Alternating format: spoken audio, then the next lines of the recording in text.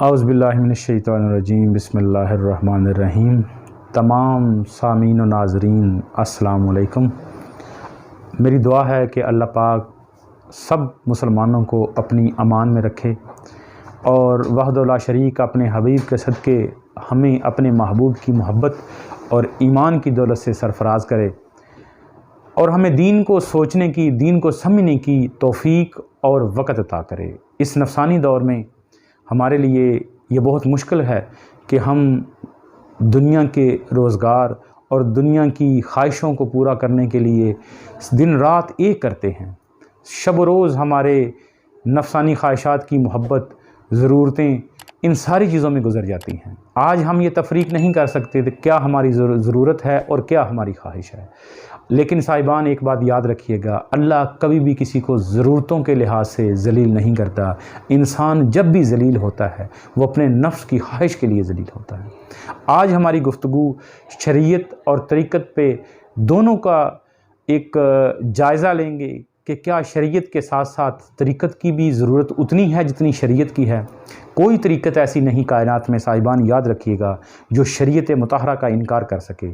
یہ تو ہم جیسے کچھ جاہل لوگوں کی ایک خام خیالی، کم عقلی، کم فہمی اور دین سے دوری کا باعث ہے، اور کسی کامل مرشد کی نسبت اور اس کی صحبت سے دوری کا باعث ہے کہ انسان یہ سمجھتے ہیں کہ شریعت کے مطہرہ کی ضرورت نہیں۔ یہ کیسے ہو سکتا ہے صاحبان کہ جس رستے پہ میرا رسول چلا ہو، جس رستے پہ سرکار دو عالم کی ذات گزری ہو، کائنات میں کوئی کتنا بھی بڑا ہو جائے، وہ کیسے سوچ سکتا ہے کہ شریعت کا انکار نہیں، کوئی نماز نہیں، کوئی روزہ نہیں، کوئی کچھ نہیں۔ یہ تو اور چیزیں ہیں جن لوگوں کی عقل اور سمجھ سے نہیں آئیں۔ جیسے قرآن میں اللہ نے ارشاد فرمایا ہے کہ بہت سارے لوگ اس کو پڑھ کے گمراہ ہو جاتے ہیں اور بہت سارے لوگ پڑھ کے اس کو ہدایت یافتہ ہو جاتے ہیں۔ اب جو گمراہ ہوئے ہیں صاحبان، وہ بھی تو اپنے آپ کو ہدایت یافتہ ہی سمجھتے ہیں۔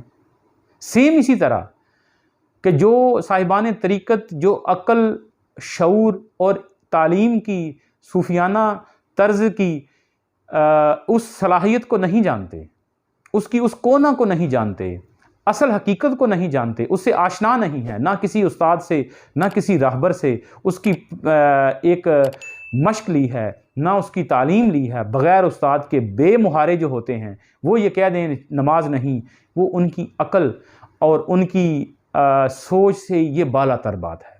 کوئی بھی بندہ جو خالصتاً طریقت پہ مبنی ہو، وہ چاہے کسی سلسلے کا ہو، وہ چاہے قادری قلندری سلسلے کا ہو، لیکن شریعت مطہرہ کا انکار کوئی نہیں کر سکتا۔ یہ طریقت ایک اور رستہ ہے جس رستے پہ چل کے انسان پہ کچھ واقعات، کچھ معاملات ایسے گزرتے ہیں کہ جب وہ اس چیز سے، شریعت مطہرہ سے بڑا باریکی کے ساتھ ہو کے گزر جاتا ہے۔ جیسے سلطان العارفین نے، برہان واصلین نے فرمایا کہ شریعت دے دروازے اونچے تے راہ فقر دا موری ہو، عالم فاضل ننگ نہ دیندے جو ننگیا سو چوری ہو۔ یعنی یہ وہ رستہ ہے طریقت جس رستے پہ اللہ کی محبت اور معرفت حاصل ہوتی ہے۔ شریعت مطہرہ ظاہری ارکان اسلام کا نام ہے، اگر یہ بھی نہ ہو تو انسان اور جانور میں تو فرق ہی نہ رہے۔ اب یہ چیز، اس کی مثال آپ ایسے لے لیں، میرے شاہ جی قبلہ عالم بادشاہ فرماتے ہوتے تھے کہ بیٹا جیسے ایک پرندہ دو پروں کے بغیر پرواز نہیں کر سکتا، اس کی پرواز کے لیے ضروری ہے کہ وہ دوسرا پر بھی چلائے۔ ایک پر سے کیسے پرندہ پرواز کر سکتا ہے؟ میں قربان جاؤں اپنے مرشد پہ، آپ فرماتے تھے کہ بیٹا ظاہری شریعت کے ساتھ ساتھ جب تک طریقت کا پر نہ کھلے اس سالک کا، اس وقت تک نماز اس وجود پہ اثر انداز ہی نہیں ہوتی جب تک انسان کسی صاحبان طریقت کے پاس نہ جائے اور اس سے اس نماز کی اصل روح نہ سیکھے۔ جیسے انما الاعمال بالنیات، عملوں کا دار و مدار نیتوں پہ ہے۔ تو مجھے یہ بات بتائیے کہ عمل تو ظاہر ہے، لیکن جو نیت ہے صاحبان، کوئی کائنات میں صاحبان شریعت بھی کیوں نہ ہو، وہ کبھی بھی طریقت کا انکار نہیں کر سکتا، اس لیے کہ بنیاد اس چیز کی دلالت کرتی ہے کہ اوپر عمارت قائم ہے۔ اگر عمارت ہے تو اس کا مقصد ہے کہ بیچ میں بنیاد بھی ہے۔ کوئی عمارت بنیاد کے بغیر نہیں ہوتی۔ تو یہ کیسے ممکن ہے کہ کوئی عمل نیت کے بغیر وہ اللہ کی بارگاہ میں قبول ہو جائے؟ اس کو روح بھی کہتے ہیں، اس کو نماز کی جان بھی کہتے ہیں۔ جیسے ایک پرندہ، شریعت مطہرہ ایسی وہ چیز ہے کہ جس رستے پہ چل کے، یعنی جب شریعت اور طریقت دونوں پر انسان کے ساتھ چلیں تو پھر انسان شریعت اور طریقت کو لے کے معرفت اور وحدت کے میدان پہ ایسے پرواز کرتا ہے کہ اس کو پھر حقیقت اور معرفت نصیب ہوتی ہے۔ نہ تو اکیلے صاحبان طریقت اس منزل تک پہنچ سکتے ہیں، نہ اکیلے صاحبان شریعت اس مقام، اس رستے پہ چل سکتے ہیں جس رستے کو صراط مستقیم کہتے ہیں۔ جب تک ہمیں جیسے شریعت کی اہمیت اور شریعت کے احکامات کی ضرورت ہے، ہم سیکھتے ہیں اپنے علماء ظاہر سے، لیکن صاحبان اللہ نے فرمایا ہے جو انعمت علیہم ہے، جو صراط مستقیم ہے، یہ وہ رستہ ہے جس رستے پہ دونوں پروں سے، شریعت کا پر بھی اور طریقت کا پر بھی، یہ دونوں پروں سے پرندہ پرواز کرے گا، سالک پرواز کرے گا تو پھر صراط مستقیم پہ چلنے کے اہل ہوگا۔ صراط مستقیم اس کو کبھی عطا نہیں ہوتا جو ظاہری شریعت تو کرے لیکن طریقت کے پر کو اور طریقت کی اہمیت سے آشنا نہ ہو۔ اور طریقت پہ چلنے کے لیے صاحبان انسان کو انعمت علیہم کی ضرورت ہے، انعمت علیہم کی اشد ضرورت ہے۔ ظاہری شریعت سے آپ کا وجود تو پاک ہو جائے گا، ظاہری وجود تو پاک ہوگا، آپ نماز کی حالت میں کھڑے ادائے مصطفیٰ کر رہے ہیں تو اللہ اس کا نتیجہ کیا نکلے گا؟ آپ کو جنت مل جائے گی، آپ کی نجات ہو جائے گی، آپ ناجی گروہ میں سے ہو جائیں گے۔ لیکن یہ بات یاد رکھیے گا، جو مقصد انسان کا اللہ کی محبت، اللہ کی معرفت اور اللہ کی پہچان ہے، وہ مقصد حاصل نہیں کرے گا۔ یعنی یہ کہہ لیں کہ شریعت آپ کو وہ پاسنگ مارکس تو ضرور دے گی، لیکن جو معیار اور مقام انسان کو جس مقصد کے لیے پیدا کیا گیا ہے اس سے محروم رہے گا۔